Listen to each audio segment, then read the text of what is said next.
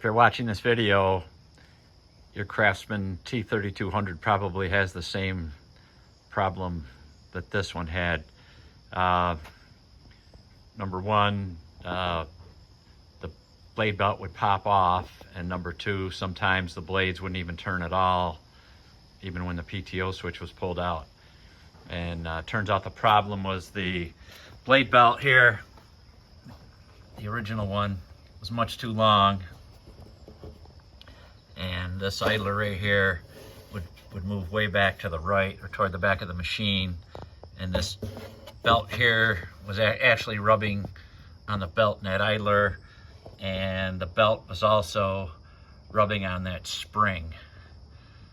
So I measured the original belt to be around 144 inches long and did some research and found a replacement belt, which is this one right here, and that one is 138 and a quarter inches long.